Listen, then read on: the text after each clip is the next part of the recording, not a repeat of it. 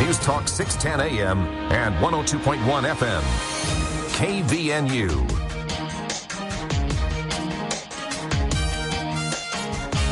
It's now 4:05. I'm Will Feelright with your Friday afternoon headlines. Hope you have some great plans for the weekend as we're going to enjoy a beautiful forecast. I'll get to that coming up in just a minute. Well, our top story, two of Utah's newest cities are facing a major financial hurdle before they even fully launch operations. The towns of Spring Lake and Ogden Valley City have missed key legal deadlines for incorporation, meaning that they cannot collect municipal taxes for the upcoming fiscal year. Now, under state rules, municipalities must be officially incorporated by July 1st to levy taxes. Ogden Valley City finalized its process on January 2nd, while Spring Lake followed on January 16th. But according to the Utah Lieutenant Governor's office, Ogden Valley's filing was missing required signatures, while Spring Lake submitted insufficient documents. Now, without tax revenue, both cities will likely have to rely on alternative funding sources in order to be able to provide public services until the next fiscal cycle. In other news, law enforcement is asking for the public's help in finding 7-year-old twins, Amelia and Sophia Johns, who have been missing for about 10 months. Now, authorities believe that the girls are with their mother, Victoria Zoe Vincent, who may be using her last name. Now, the twins were last seen in July attending a gymnastics class at the Orem Recreation Center. Now, their mother allegedly took them without the consent of their father, Joshua Johns, who was subsequently granted sole custody. Now, while police do not believe that the children are in imminent danger, their whereabouts still remain unknown. Now, the family's vehicle was found abandoned in the recreation center's parking lot with the keys still inside. Investigators say that Vincent has family ties in Washington State, Texas, and California, and law enforcement is asking anyone that may have information to contact the Provo police if they know where the girls might be. And finally, a former West Jordan police officer has been sentenced to 6 months of probation after crashing his truck into a canal last year. 35-year-old Zachary Robert Allen was found guilty of reckless driving, which was reduced to an infraction. Now, the crash had happened back in June of 2025. Witnesses had told the Utah Highway Patrol that Allen was speeding and cutting off other drivers. Now, he reportedly clipped another vehicle before losing control, crashing through a guardrail and plunging into the canal. Now, while an officer reported smelling alcohol in his breath, Allen refused field sobriety tests and was ultimately not charged with driving under the influence. Now, the West Jordan Police Department confirmed earlier this week that Allen is no longer employed with the police force. Well, we've had some high clouds, but still some nice weather this afternoon as temperatures have been in the low 70s today, and it's only going to get warmer as we head into the next couple of days, as we have lots of sunshine headed our way for the holiday weekend, with temperatures tonight dropping into the low 40s. Tomorrow will be up into the high 70s, then mid-80s coming for Sunday and Monday, Memorial Day. And it's Cardall's Insulation that brings you our weather here at the top of the hour. If you're constantly adjusting your thermostat, it may not be your HVAC system. It may just be your home is lacking insulation. Call Cardall's Insulation. They can take care of your home, garage, attic, just about anywhere. It's Cardall's Insulation. Give them a call at 755-5012. And KVNU News Time is now 4:08. I'll have another check of local news coming up at the bottom of the hour as KVNU's For the People show with Jason Williams is coming up next. Hey there, we'll get you back to the music soon, but quick question. Does your home ever feel a little off? Like one room feels fine, but the next room is too hot or too cold. You might even feel a draft of air. Well, that's not supposed to happen. And that's where Cardall's Insulation comes in. Cardall's uses high-performance injection foam insulation that fills in the cracks and gaps, so you have a home that feels more comfortable in every room. And spring is the perfect time to get it done, before that summer heat shows up and your AC starts working overtime. Call Cardall's Insulation at 755-5012. That's 755-5012. Help us recognize the champions in our communities. Submit your nominations by visiting kvnutalk.com. The Above and Beyond Salute, sponsored by Firehouse Subs. Constantly sneezing, having itchy eyes, or runny nose? It's allergy season. This is Dr. Tyson Brown with Budge Clinic's Allergy and Immunology team. We can help you get the relief you need. Having the only board-certified allergist in the Valley, Budge Allergy Clinic offers allergy testing, allergy shots, and treatment, and much more. Call the clinic and book your appointment today, 435-266-4735. That's 435-266-4735, or search Budge Allergy Clinic for details. Are you a country music fan? Rock, pop, hip-hop? The kind of music that gets you moving. If so, you're going to love this year's Cache Valley Cruise in concert, featuring rising country music star Cooper Allen.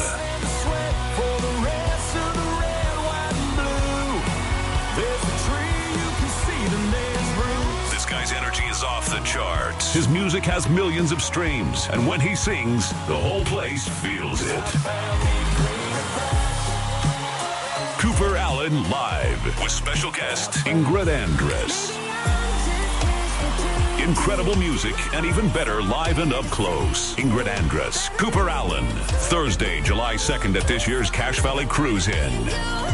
And it's shaping up to be an all-American night of music, friends, and fun. And you should be there. Buy your tickets now at the Cache Valley Cruise In website or in-store at Lee's Marketplace. Ingrid Andress, Cooper Allen at this year's Cache Valley Cruise In concert. Buy your tickets today. KVNU's For the People with Jason Williams and Bill Walter. And it is Utah known as the fraud capital of the world. Not because we have more people committing fraud, but because we have so many people falling for it. Going beneath the headlines and connecting you to the newsmakers. The radio is a great way to get the word out to a lot of people in an emergency. So we thank you for your help and being a partner with us. For the People on News Talk KVNU, 610 AM, 102.1 FM, online at 610kvnu.com, and on the KVNU mobile app.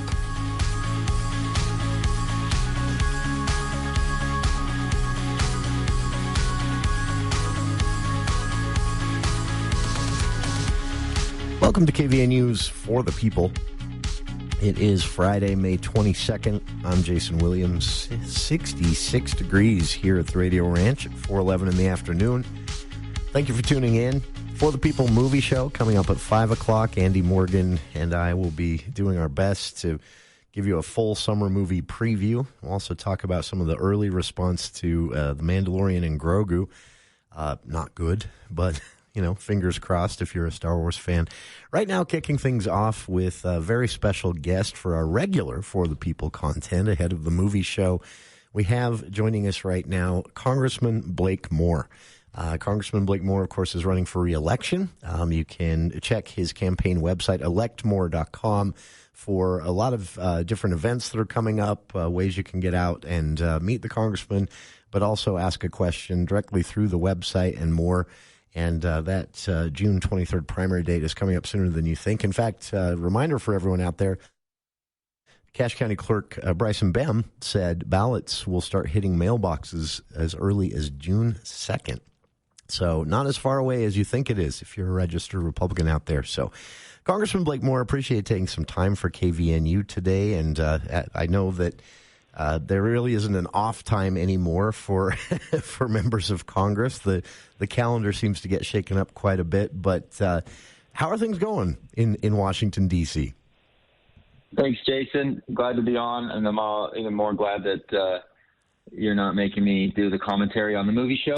So I'll leave that up to the experts. Feel free. If totally clueless. Yeah, if you have any thoughts, feel free. It's mostly whatever my 4-year-old watches. So we mostly just get a lot of Bluey. We mostly have a lot of Bluey, and I think Bluey's dad is a pretty sensational guy. In fact, it was the funniest post I saw one time. It was some celebrities. It was something with regards to the Epstein files. It said, "Oh, just wait. One day your favorite celebrity will be tangled up in the Epstein files." And the person posted, "I don't think Bluey's dad is going to be on the Epstein files." That's right. And it's like it's this real life celebrity with like kids, and it was kind of that moment. It's like, oh, just real life moments that we get to have. It's awesome. Tying the two together. You're generally pretty safe with the Cartoon Network celebrities generally. Really do appreciate you taking some time today. I know that you have a busy schedule, and there's never a shortage of things to talk about. I do have to say, last time we had you on, people complained that I didn't talk to you about some of the hot-button federal issues that are getting discussed, and I'm not going to do that again because they're getting enough attention, and I feel like Utah isn't. But I do have to throw this out there. In your campaign for re-election, your campaign released some internal polling this week, and you have to be feeling pretty good about the poll results for your re-election. If you were someone else and had to guess as to what has you coming in so popular with voters here in northern Utah, what would you say it is? I know that's an awkward thing to have to do. No, I'm fine. I talk about anything. I honestly, Jason, the thing that I hear the most from folks is how much they like our newsletter. Really? And we have a really large subscription to newsletter. And for 5.5 years, I've been trying to communicate a lot of reality and kind of cutting through the spin and the nonsense of American politics. And we have a really strong group of people that have been locked in with me. So they've been part of this journey. So when we kind of do when we poll name ID and general favorability, like things are kind of locked in, and even before the campaign even started. And so we felt really comfortable. Our no polling numbers have changed since right before the campaign started kicked off, and as we're in the heat of it right now. So we've remained about there. I think there's 30%. There's always been 30% that have sort of voted against the incumbents, and I get that. I wish that weren't the case, but it is kind of just it's been a standard over the last little while. But we've got a strong 65% that are just like, hey, working hard, he's doing a good job. We don't expect him to be able to solve everything, but he listens and he shows up, and I'm thrilled to be able to have that. It's great polling numbers. It's not a result until this thing's over, but we're going to keep working hard. Now, I'm in D.C. for most of the time, so I do a lot of work, but like what I think people are resonating with is like, oh my goodness, that's interesting. Like, yeah, this prediction market stuff where people where individuals are making bets on when we're going to invade it or, capture a foreign leader, like that's wrong. And we were the first office to put out legislation, seeing what our governor and our attorney general were doing at the state level. We launched in, we cannot let this kind of stuff happen. And that resonates with people. And I was a really big force on the tax reform that took place last year, making it permanent. And people got to experience, hopefully some higher returns and having a little bit of flexibility with a simplification of the tax code. And that resonates with Utah families. And so I'm thrilled to have good, strong support, and we'll go through the finish line on this. It was interesting to see, putting on my, not trained, just a hobbyist political scientist, but putting on my hobbyist political scientist hat.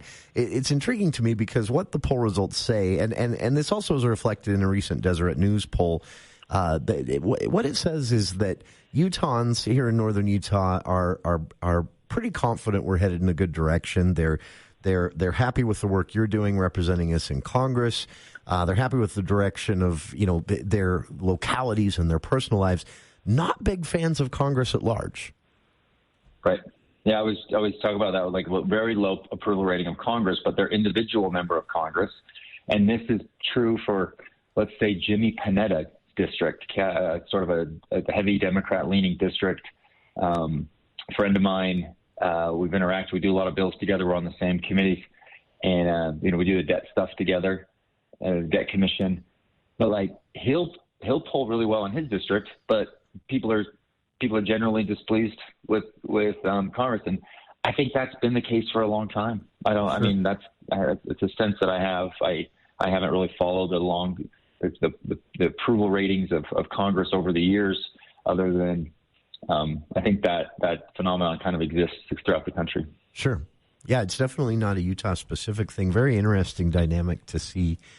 I promised him that I would make some time for this. On Wednesday's show, we had a chance to sit down and speak with Logan City Mayor Mark Anderson for our monthly Speak to the Mayor segment. And while we were speaking, he brought up, we were talking about some of the things that are happening in Utah or in Logan going forward, some of the projects they'll be working on. And he asked me if I would specifically bring up while talking to you today that the times that you've helped Logan City, secure some federal funding for various projects, that we hear those things often as just a headline, a local city, local county able to get some federal funding with the help of the congressional representative.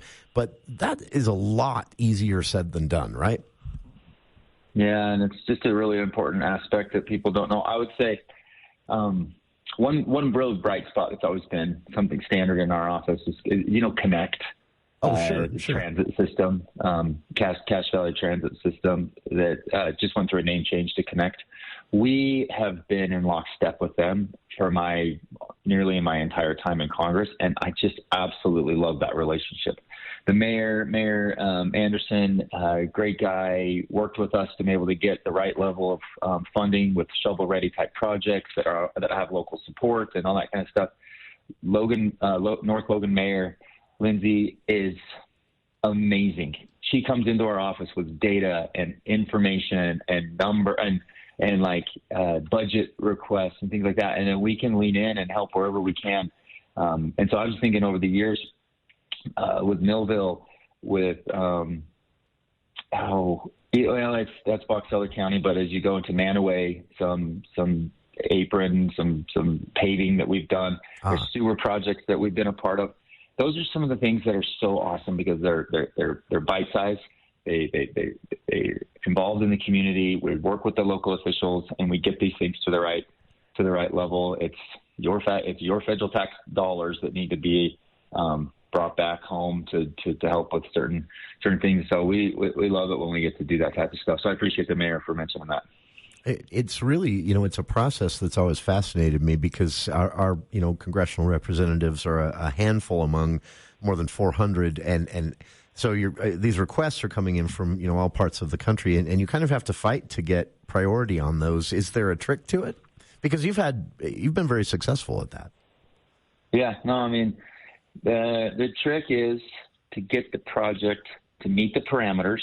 So they're not going to be immediately rejected, and there's a lot of work that goes into that, and my team has to comb through this stuff a lot, and we go back to the local official numerous times to make sure it fits the parameters, and then you make sure to communicate to the appropriations committee how important this particular piece is, and we work right now. Hill Air Force Base is something we talk about a lot. I mean, we had a $28 million infrastructure request that we got in, and then now we just landed a $6.5 million one, and that is not money that's money that I'm going to work to make sure comes back to Utah, that doesn't go to another state. If we could save, we actually spent less this year on appropriations than we did the year before, which is monumental, right? That saves trillions over a 10-year budget cycle. But sure. By doing that, we've shown some real fiscal restraint. But we still need to make sure for that small percentage that is allowed for members to put in different areas that we're doing that. Otherwise, it just goes to another state. And I will not let Cache Valley's dollars you're sending to Washington go back to Nevada or Alabama. That's never going to be something that I find sensible. Sure. And it does have real impact. In fact, earlier this week, you were talking about, this is an infrastructure project, and that seems almost like an understatement, but Hill Air Force Base expanding. They actually started, this has been talked about for a decade, I think, but they actually started construction on the East Campus, right? Yeah, and so what we've been a part of is creating the infrastructure to be able to then, for the F-35 maintenance program, and then we just secured funding for a canopy that will be a part of that improvement to the infrastructure. It's all part of a master plan, and we just have to go take bite-sized piece at a time to land the funding. So, Hill Air Force Base presents a challenge, right? Because you go through, kind of a traditional fight for appropriations like we've been discussing here for local projects, but then at the same time, the Pentagon's in the mix, right? And from what I've heard, that makes things move very slowly. Yeah, the acquisition and procurement process, the Pentagon, I think they're doing a lot better. And it's we don't get involved in that, right? Like we don't even we don't get involved in the bidding that goes on. So when X company, when a contractor with another contractor, like the Air Force is making a lot of these decisions, and then there's disputes after one's made, and then they go back to the attorneys, and so it's not just the Air Force's fault. Military, there's a sort of apparatus around the entire decision-making process that also takes a long time. So I think what you're seeing better is, there's tech firms that are coming into play. I'm not going to call it the old days because it was when I was a kid, and I can't do that yet. Sure. Let's call it the 80s, 90s. Like we would say, hey, there's a need out there, and let's go put a government contract together to go and create and do this need. And then all of a sudden, there's like, hey, there's actually commercial applicability. So it's a military need, and then there's commercial applicability. So there's an offshoot. Oh, well, we can actually use this. There's a satellite that was required for our military, and then all of a sudden, hey, we can actually use that for cell phones or something like that. So let's then take that technology and move it into the commercial sector. Sure.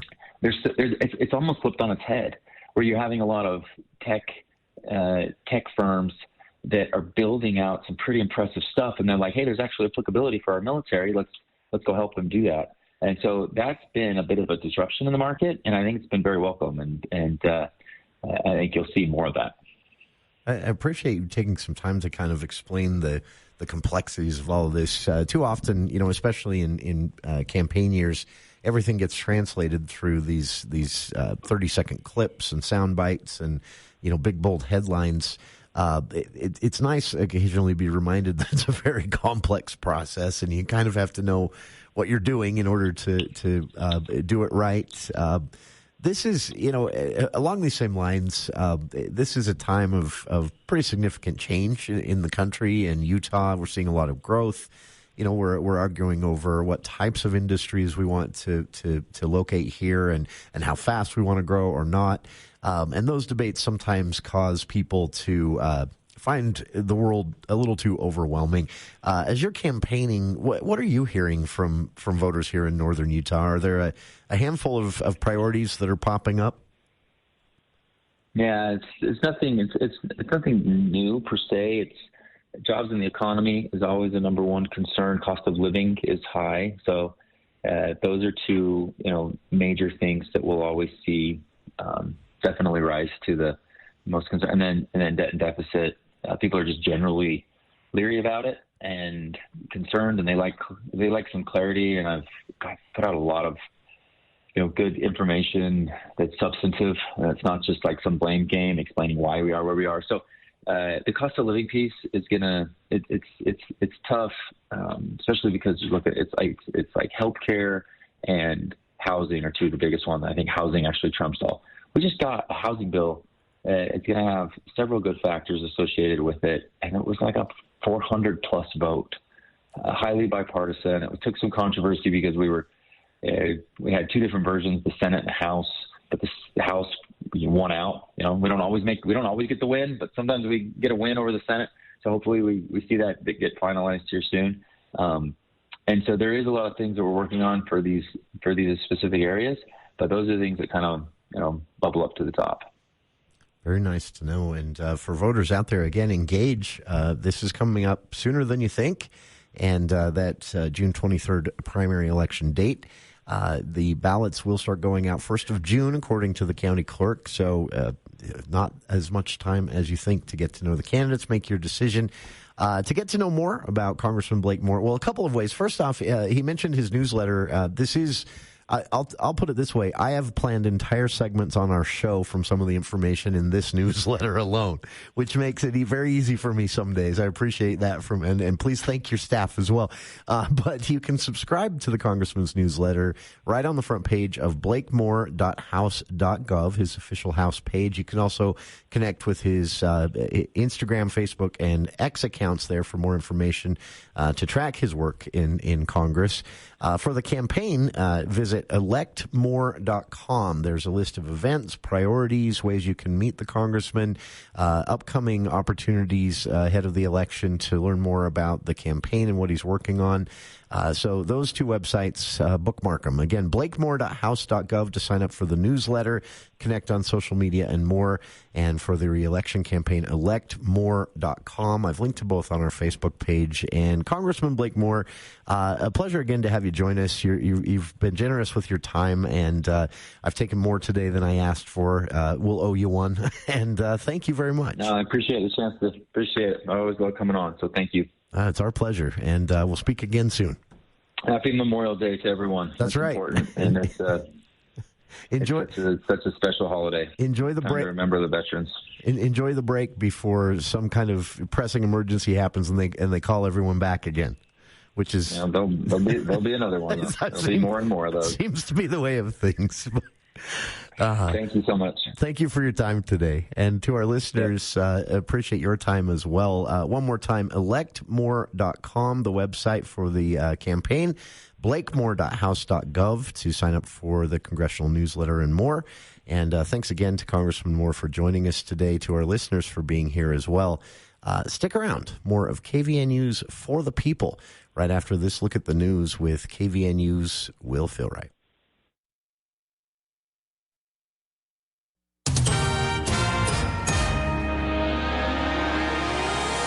Well, thank you, Jason. The fight over a proposed data center in Box Elder County is heating up as its high-profile backer is bringing in some political heavyweights. Now, investor Kevin O'Leary has hired prominent Utah lobbyists Casey Hill and Lincoln Schertz to advance the Stratus data center project. Now, the move comes as the Center for Biological Diversity and thousands of Utahns are voicing opposition to the development, calling it a David versus Goliath battle. Now, Hill and Schertz have deep ties to state politicians. Hill previously managed an election campaign for Utah Senate President Stuart Adams, who currently sits on the board of the Military Development Authority overseeing the Stratus project. Now, political experts note that the lobbyist holds significant sway in Utah's part-time legislature by providing lawmakers with crucial research. Now, opponents, however, argue that the hiring gives the developers unmatched access to political leaders. Now, the Box Elder County Commission recently passed a resolution allowing the data center project to proceed. Meanwhile, a 20-year-old Salt Lake County man is behind bars after authorities say he groomed minors online and extorted them for explicit images. Alexi Garcia Valdez was arrested on Wednesday on 10 counts of sexual exploitation of a minor. Now, he's currently being held without bail in the Salt Lake County Jail and has yet to be formally charged. Now, the investigation began back in February after a tip from Snapchat alerted the National Center for Missing and Exploited Children. Now, authorities with the Utah Attorney General's Internet Crimes Against Children's Task Force were able to trace that Snapchat account to Garcia Valdez. Now, according to arrest documents, Garcia Valdez coerced victims, some as young as 14, into sending explicit photos, but then would threaten them to share the images with their family and friends if they did not send more. Now, during a search of his home, authorities reportedly found illicit material on his devices depicting girls between the ages of 6 and 14. And state troopers say they arrested a 26-year-old man early Wednesday morning after he allegedly drove the wrong way on I-15 in Utah County, appearing to intentionally target other vehicles. Now, officials began receiving reports at around 12:30 early Wednesday morning of a vehicle that was traveling south in the northbound lanes near Lehigh. Now, Utah Highway Patrol troopers located the suspect nearly 10 miles away in Pleasant Grove, stopped on the left shoulder of the highway. Authorities identified that driver as McLean Eric Rash and took him into custody without incident. Now, according to an arrest affidavit, Rash admitted to drinking and failed field sobriety tests. Troopers noted that Rash's actions had created a substantial risk of serious injury or death to other drivers. He was booked into the Utah County Jail. Well, we've got a gorgeous weekend ahead of us as temperatures today have been in the low 70s with a mix of sun and some high clouds. Now, as we head into the weekend, more sunny weather coming as overnight temperatures tonight will drop into the low 40s. Tomorrow will be into the high 70s and then mid 80s coming for Sunday and Memorial Day Monday. Looks like we're going to stay in the high 70s to low 80s for the first of next week as well, but could see a chance of some showers possible for Wednesday and Thursday. And weather this hour brought to you by Dr. Keith Nilsson. He offers experience in successful surgeries for sports medicine, arthritis, and eliminating your knee pain. Find out how he can eliminate your pain. Visit drkeithnilsonortho.com. That's drkeithnilsonortho.com. And I'll have another check of local news coming up at 5:05. I'm Will Feelwright with your Friday afternoon news headlines. ABC News, I'm Mike Tabusky. Authorities in New York City are investigating what caused a massive explosion at a Staten Island shipyard this afternoon. The blast sent 16 people to the hospital, 3 of them with serious injuries. Tulsi Gabbard has announced she's stepping down as the Director of National Intelligence. She came into the role without any traditional intelligence background that drew a lot of scrutiny from members on Capitol Hill. She also built her national profile as an anti-war Democrat, someone who warned against regime change wars. Then she ended up serving as a Republican in this administration during these escalating conflicts in Iran, in Venezuela. And Gabbard has at times made public comments that appear to put her at odds with the messaging from the president and the White House. ABC's Selena Wang. Gabbard cites her husband's cancer diagnosis as the reason for her departure. And Kevin Warsh was sworn in today as the new chairman of the Federal Reserve. This is ABC News. Did you know you can cut your Rocky Mountain power bill by 40 to 50% without a single solar panel? With the new time of use rates, power is 4.5 times more expensive in the evening, but cheap during the day. At Greenbox Solar, we install smart home batteries that charge up when electricity is cheap, then power your home during peak hours. Solar is totally optional and can be added in the future, but savings are guaranteed. Drop by Greenbox Solar's showroom in South Logan to see the hardware for yourself. Visit our website at poweredbygreenbox.com.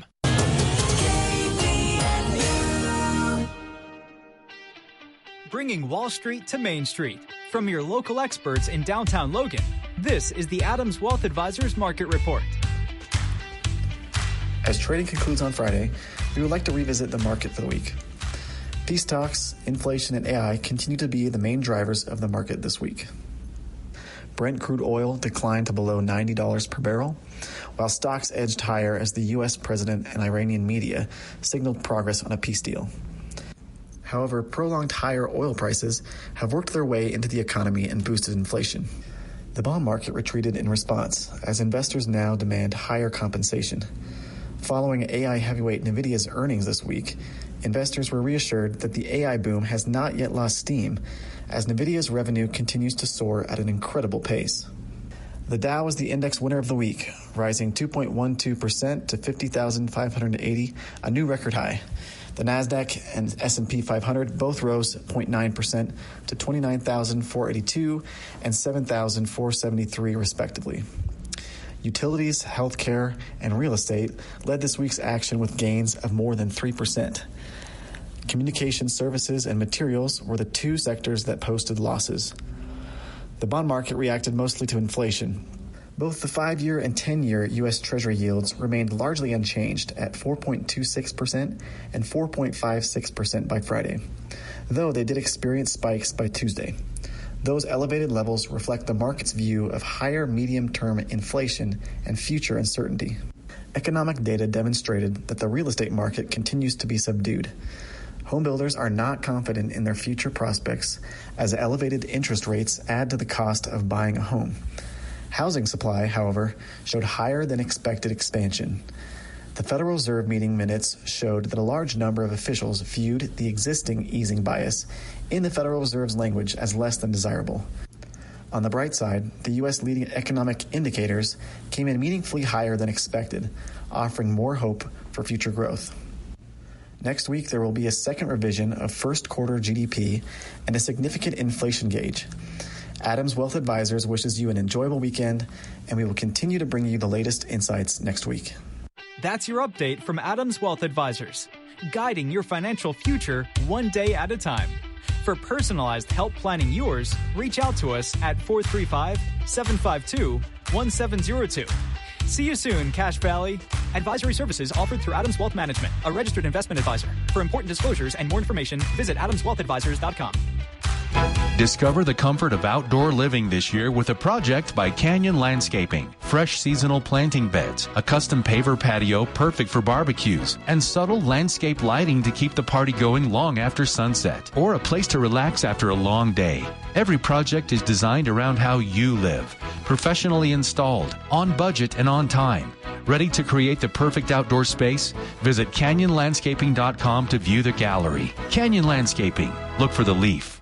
Make laundry a snap with the large load washers and dryers at Mount Logan Laundry. Rather than 8 to 10 loads at home, get the job done in 1 or 2 with their 55 or 80-pound washers and 80-pound dryers that are perfect for sleeping bags, comforters, and other big items. Mount Logan Laundry has free Wi-Fi and drop-off service, plus they're open until midnight. Mount Logan Laundry really is the cleanest spot in town. Find them at 5th East and 9th North in Logan or in Brigham City on the corner of 1st East and 7th South. Hi, this is Chris Wilson at Wilson Motor Company. It's time for our Memorial Day sales event. We have a great selection of over 140 new Fords and over 85 new Nissans. We have employee pricing on most Ford models. You pay what Ford employees pay. We also have 0% financing for 60 months plus $2,000 bonus cash on selected Nissans. Check out our inventory online at wilsonmotor.com. Hurry in, our Memorial Day sales event ends June 1st. Wilson Motor Company, we make hard buying easy.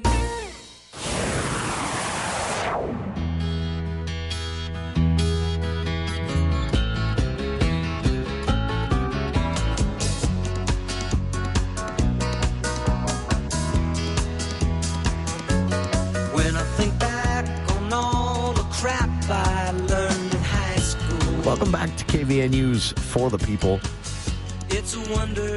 A couple of listeners asking here, and yes, we will be talking with Congressman Blake Moore again about this specifically, but there have been, not rumors, I mean, this is confirmed earlier today, that he's going to be pulling some of what Utah's been doing on the social media front to the federal level.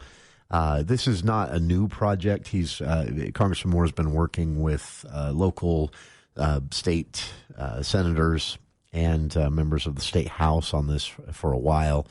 I think Congresswoman Celeste Malloy is also has also been part of these conversations, but the details are pretty slim right now. The act has been introduced. If you want to read it, we talked with Congressman Moore about this when he was with us a month ago. So I didn't bring it up again this time, but it's the Guidelines for User Age Verification and Responsible Dialogue Act, officially introduced today. We talked about the details of the bill that was going to be introduced when he joined us last time. But if you want to read the bill, better yet, listen to our interview with Congressman Moore from late April, and you'll get, I think, a better idea of what this bill is about. But the short version is taking some of these ideas for age verification that Utah's been toying with and taking them to the federal level. Now, obviously, at the federal level, you have to do it a bit differently, but the goal is the same, which is protecting minors online and forcing some of these companies to build these giant, massive databases with copies of our driver's licenses and birth certificates. Not a fan. No one should be. And so Congressman Moore is at the federal level saying maybe we can go about this a different way at the federal level, which would make it easier for states to get where they want to go. That's going to be an interesting debate, to be honest with you. But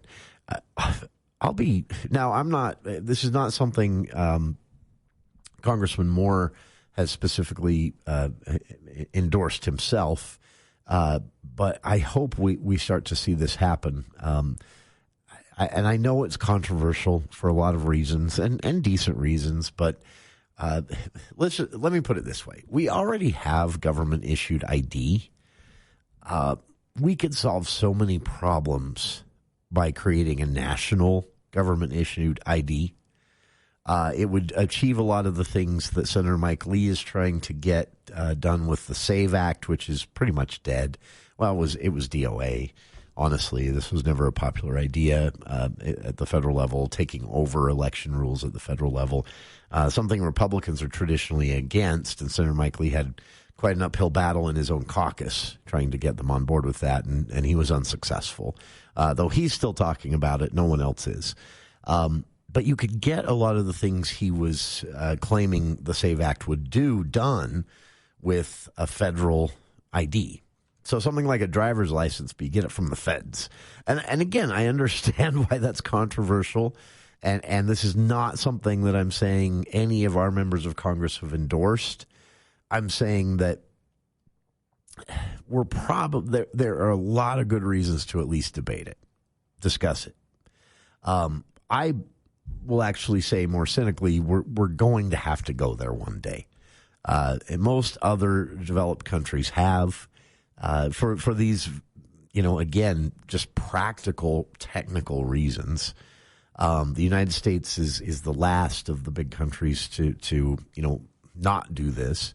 And again, I get it. There's especially in Western states, there's I think almost ingrained in our DNA at this point, a suspicion of the federal government and giving them, the power that the state has with your driver's license. But again, I think just practically we're going to have to go there as the population of the country grows. But also it would help with a lot of these things. So instead of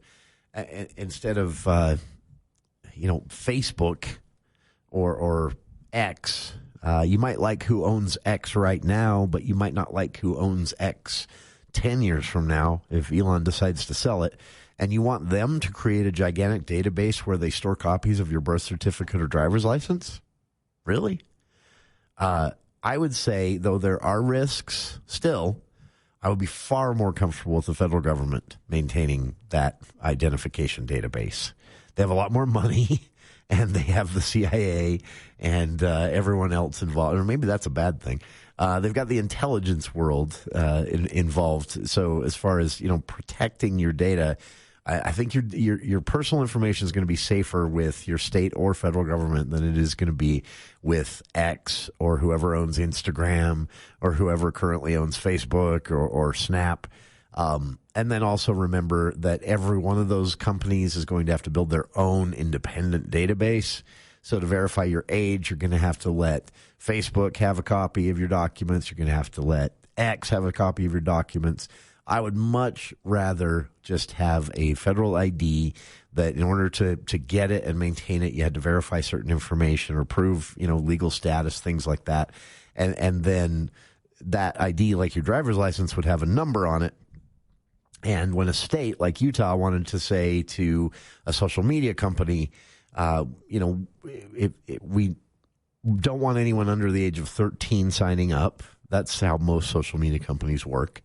A lot of them. And then if they're under 18, the content they see should be very different than the content someone might see on their For You page if they're 18 and over, which right now social media companies claim to be doing.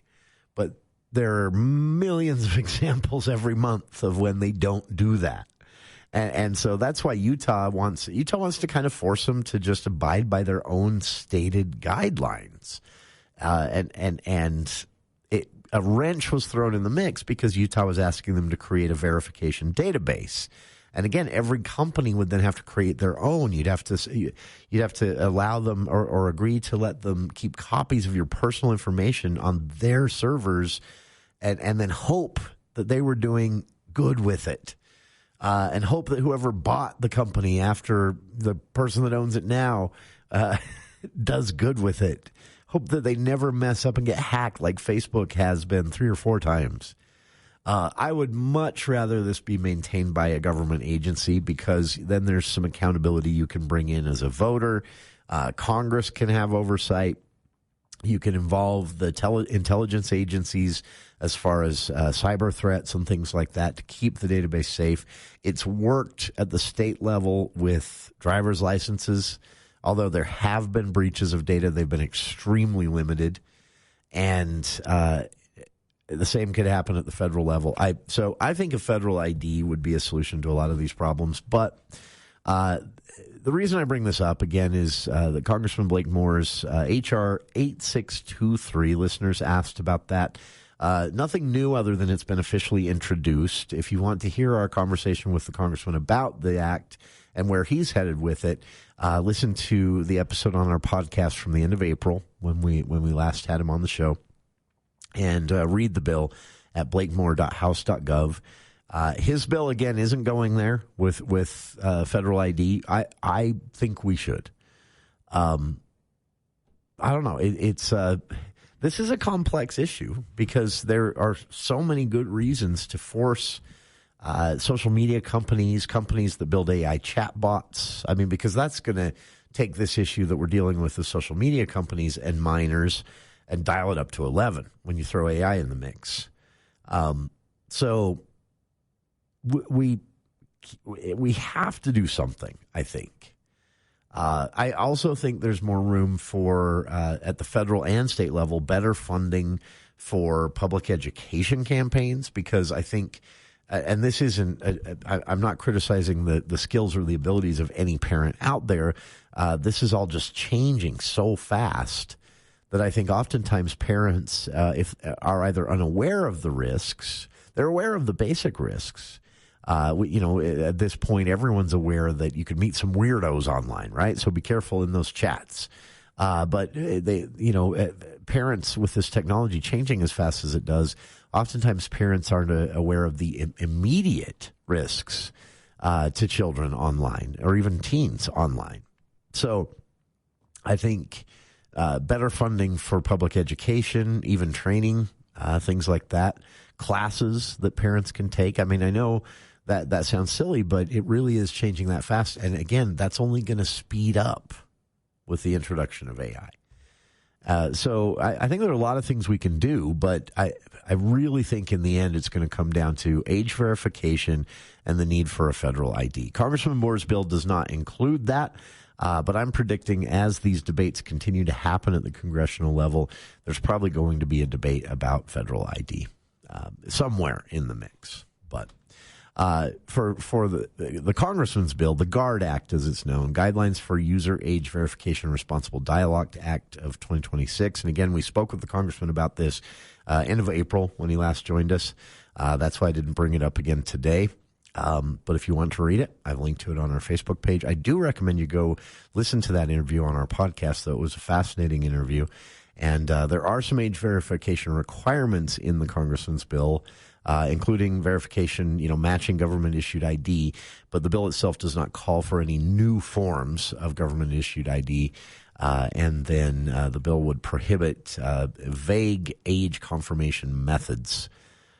Some of these, I'm not kidding, some of these some of these social media companies, and it's even worse if you see and read about what they're doing with like the adult entertainment industry. Some of these companies literally just have a pop-up that says, hey, if you're under 18, you can't look at this. Are you under 18? And all the person has to do is say, no, and then they're let in. I think we can do a little bit better than that to protect minors online, right? Well, that's what the state of Utah is saying. That's what Congressman Moore is saying with H.R. 8623. It's going to take a long time and many tries to get this right. And Governor Cox has acknowledged that with the state's own attempt at this. So keep an eye on this one. And again, it's going to start moving faster as technology starts to change faster, which is going to, I think, do two things: further complicate this debate and any potential solution that we might get to, but also kind of speed up the demand from the public that something gets done to protect children. Check it out. I've linked to Congressman Moore's Guidelines for User Age Verification and Responsible Dialogue Act of 2026 on our Facebook page. And again, listen to our conversation with the congressman from end of April in our podcast links via whatever podcast app you use. It's a really good start. We'll be back right after this. News Talk 610 AM 102.1 FM.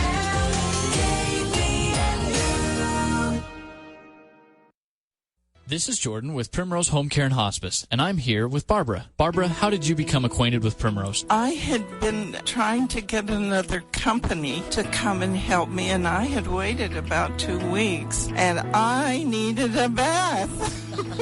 My neighbor suggested that she would make a few phone calls, and that very afternoon, Mark Stokes was sitting in my front room, and he said, "What do you need?" Primrose Home Care and Hospice. We're your home team.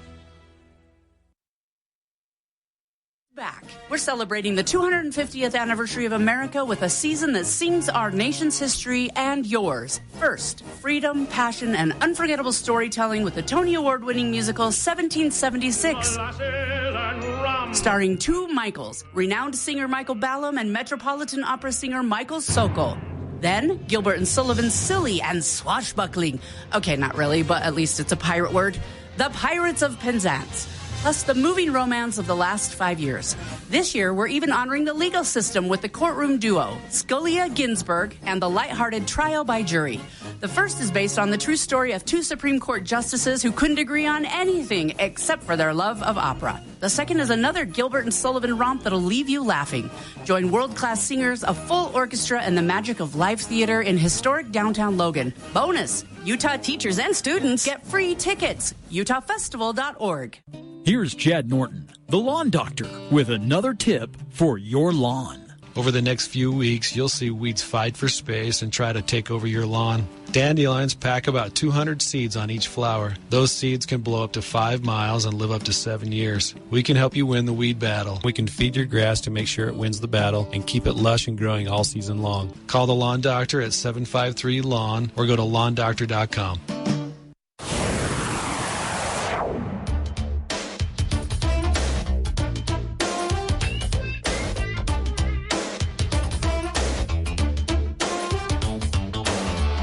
Welcome back to KVNU's For the People. For the People movie show with Andy Morgan of AndyAtTheMovies.com. Coming up in just a few minutes, we'll be talking Masters of the Universe, ticket sales, early advance.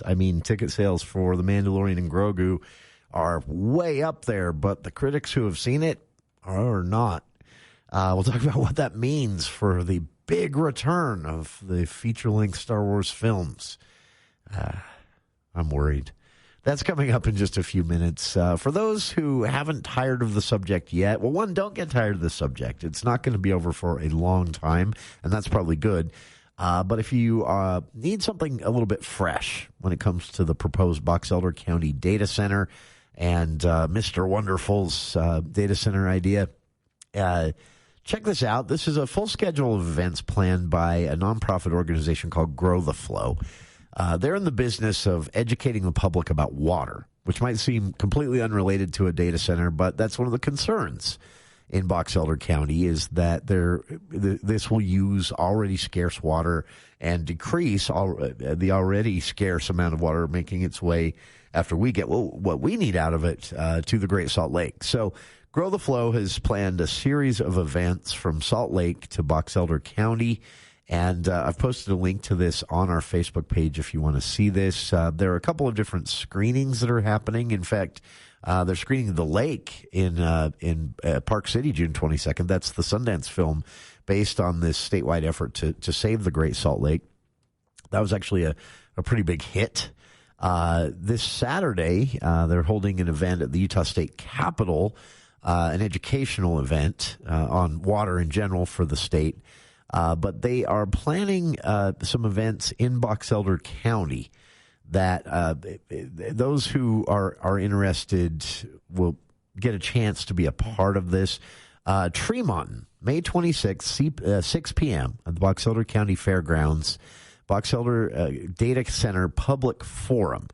The folks at Grow the Flow told me their goal with this is to just have a discussion about what's known so far about the proposed Box Elder County Data Center, and then break down some of the potential impacts, positive and negative potential impacts, and then an opportunity to get to know some of the local citizens that are pushing an effort to promote transparency and a little more accountability around this whole process, including some state lawmakers who, by the way, in their interim discussions Wednesday said they'd like to see about a year of environmental study done, air quality, water quality, all of that, before signing off on this data center project, which the state would have to do. So things are moving a lot slower than they were at first, and that's probably a good thing when it comes to a data center proposal of this size, but it is still moving. So if you'd like to know more, again, this is a Grow the Flow event planned for May 26th in Box Elder County at the Box Elder County Fairgrounds in Tremonton, 6 p.m. I've posted a link to it. You can also find the event at the Grow the Flow website. Visit growtheflow.org and click on Box Elder Stratos button there for the event. May 26th, 6 p.m. at the Fairgrounds in Tremonton, a discussion around the data center with a special focus on water. So hats off to Grow the Flow for keeping us all thinking about this. That's hour one of today's show. Hope you'll stick around. Andy Morgan of AndyAtTheMovies.com and the For the People movie show is next here on KVNU Logan.